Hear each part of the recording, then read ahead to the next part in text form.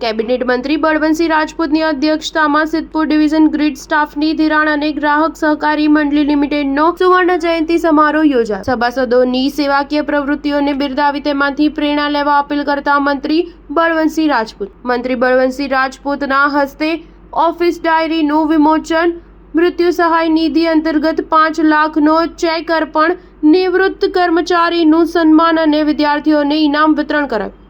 Cabinet મંત્રી બળવંતસિંહ રાજપૂતની અધ્યક્ષતામાં government nursing college Siddhpur ખાતે સિદ્ધપુર ડિવિઝન ગ્રીડ સ્ટાફની ધિરાણ અને ગ્રાહક સહકારી મંડળી લિમિટેડનો સુવર્ણ જયંતિ સમારોહ યોજાયો, જેમાં કેબિનેટ મંત્રી બળવંતસિંહ રાજપૂતના ઓફિસ ડાયરીનું વિમોચન તેમજ મૃત્યુ સહાય નિધિ અંતર્ગત 5 લાખનો ચેક અર્પણ, નિવૃત્ત કર્મચારીનું સન્માન અને સભાસદોના ધોરણ 10 અને 12ના વિદ્યાર્થીઓને શૈક્ષણિક ક્ષેત્રે સફળતા બદલ ઇનામ વિતરણ કરાયું હતું।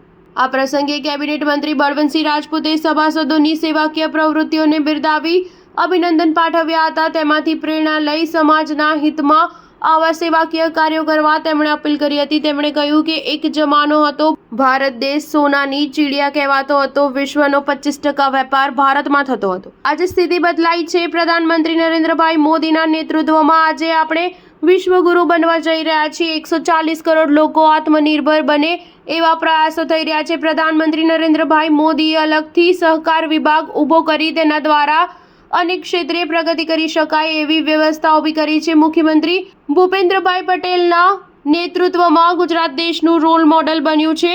વિશ્વની સૌથી મોટી 100 કંપનીઓ ગુજરાતમાં છે। વિકસિત ભારતનો નકશો તૈયાર છે, ત્યારે વિકસિત ગુજરાતમાં સૌના સાથ સહકાર અને યોગદાન માટે મંત્રીએ આહ્વાન કર્યું હતું। Star news 7 Patan.